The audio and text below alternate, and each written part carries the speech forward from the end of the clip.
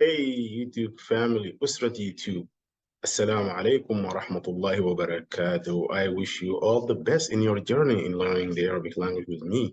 The name of this channel is Learn Arabic with Dr. Elnoor, and we together we can discover a lot of things together, and we encourage each other to learn the Arabic language. If you have not yet subscribed to the channel, please, now is the time you might consider subscribing to the channel and also sharing the video with others so they can get the benefit of it. Also, you can like it so whenever I post any content or contents, you will get it. With that being said, today the title of this video is Taa Marbota and Haa, the difference between two Arabic letters. They look alike, but one of them has two dots on top of it and the other one does not have the two dots. Together, let's discover these two things or the differences between the Taa Marbota and the Haa. Here we are. So this lesson is supposed to be kind of short, not more than 10 minutes. That's the hope and that's the plan, unless something pops up and then the plan is being ruined. But for the sake of sticking to the plan, let's just start with the Taa Marbota. So Taa, like here, see the first one is the Taa, but we call it the open Taa. And this one is a Taa Marbota. So pretty much we tied it up, because like you tied something up, like you have a rope and you tied it up. That's the whole idea, is to tie it up. And this is the Taa Marbota. Rabata is to tie, Marbota is the tied Taa. Al-Ha is pretty much the same as this one here, Ha and Ha. But the reason they look like this because both of them are written at the end of a name or a noun or an adjective. So whatever you have. So they appear at the end, towards the end, the final position of it. So you see the Taa Marbota here is appearing at the end. So I have a lot of reading in Arabic today. So let's do this exercise together, or these exercises together, this drill. Let's start with the Ta al-Marbota, the tied Ta. And we tied up the Ta and then we put the two dots on top. We don't put them in the circle, we put outside. So A, well, that's Alif, or number one, A. تنطق ها عند الوقف مثل. So the Ta Marbota will be pronounced like a ha in the waqf when you stop at the Ta Marbota. See, this is stoppish. See the stoppish. So when the Ta Marbota is your stop, the pronunciation is similar to the ha. مثل, such as, or like, حديقة. See, حديقة. We don't say حديقة. You don't hear ta. You hear the sound ha because we stop. حديقة. We stop here. حديقة is garden or yard. That's حديقة. Or zoo. Also we call حديقة. حديقة حيوانات. This is the animal zoo, or we call the zoo. حديقة. Because we stopped here, the Ta Marbota is pronounced as a ha, like a ha here, like a ha. Even though we put the dot, but we pronounce it hadiqa, wa madrasa. And wa in Arabic and madrasa. Madrasa is school, but also we stop madrasa. You hear the ha sound, madrasa. Wa ghaba, ghaba. Ghaba is forest. And also we stop, see, you hear the sound ha. So in Arabic, unlike English, in English, if you have more than one noun or more than one item, like say you're listing 3-4 items. In English, you use commas, and then you put and, adding the last item to the list. In Arabic, we don't have the commas. We use and through across. See, حديقة ومدرسة وغابة. And. Okay, that's the first one, the pronunciation of the Ta Marbota. Let's go to Ba, she's B, or number two. تنطق Ta does the taa marbuta تنطق will be pronounced as a ta, because you hear the sound ta. عند الوصل, when you connect, when you have the liaison, you carry the letter or the word that has a taa marbuta to the next one. And let's see how that functions. تنطق تا عند الوصل, we pronounce as a ta. أول حركات, and the حركات here we mean like the فتحة, the كسرة, the ضمة. When we have these at the above or on the top of the taa marbuta, you hear the sound ta. مثل, such as or like, جامعة الخرطوم, because we didn't stop here, we carried through the red taa marbuta, we carried to the Khartoum. جامعة الخرطوم, that's the University of Khartoum. The University of Khartoum. جامعة, see, you hear the sound ta. جامعة الخرطوم.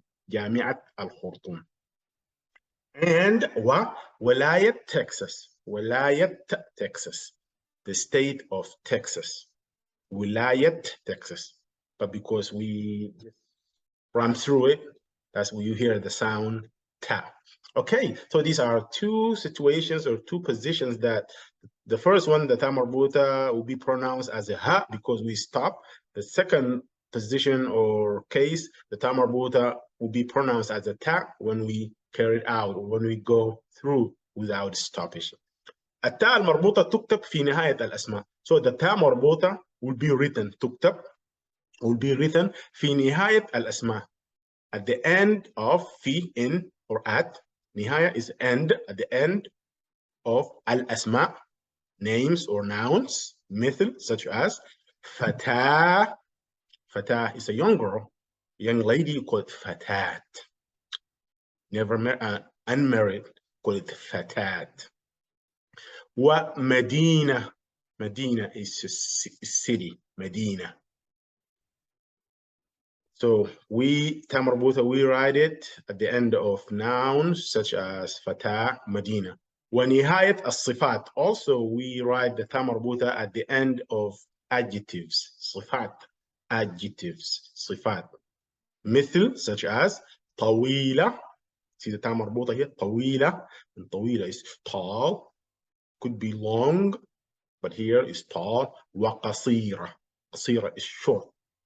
So to recap is the taa marbuta is written at the end of the nouns or the names such as these here, examples given, and also the end of the adjectives, مثل, such as طويلة وقصيرة. So this is about the taa marbuta. Let's move to the ha to discover the ha and how ha is pronounced. Ha, the ha. تنطق هاء, always be pronounced as a ha. تنطق هاء, pronounced as a ha في السكون والحركة. Whether you stop سكون, the break, or حركة, you have the fatha, the kasra, the dhamma, it does not matter. The ha is always pronounced as a ha. وتكتب في نهاية, and also the ha will be written at the end of في نهاية alif or one. ها الغائب, we put the ha at the end of ها الغائب. So ها الغائب is like you say his name, his house, his book. That's called ها الغائب. غائب is absent. You're talking about somebody who's not present. They call it al-ghaib. So غابة is to be absent.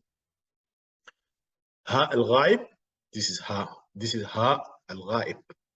مثل, such as اسمه, his name. So اسم is name, so his name. وبيته, بيت is house, say his house. مثل اسمه وبيته وكلبه, and his dog. So whenever you say his, you put the ha at the end of the noun. His name, see, that's the ha, because we say ha al-ghaib, because this person is not, I'm not talking to that person. He's absent, he's not present. Wa baytuhu wa kalbuhu. Okay, that's the first set or the first case that the ha appears at the end of the noun or the adjective. We said ha al-ghaib, his name, his house, his dog.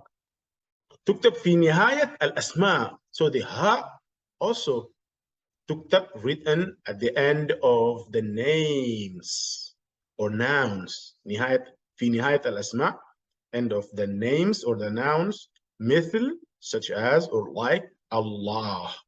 Allah is God, so you see Allah. It's a noun, Allah. وحذيفة. حذيفة. Hudayfa is also a name. It's a pretty generic name in the Middle Eastern culture. Saudi Arabia, back then in history, but up to today, yeah, we have these names. Hudayfa. Some people put 2 dots, but the proper way of writing it is with the Hudayfa. Wa ikrah. See, ikrah is duress. So you compel someone to do something against his or her will. You force that person. We call it ikrah. Also see these the ha. Number 3, or jim. The ha will be written at the end of al-af'al. Al-af'al is the verbs, the end of the verb. Here al-asma' nouns, here verbs, al-af'al, مثل, such as سألته. So she asked him. Here we say his, here we talk about him. سألته, she asked him.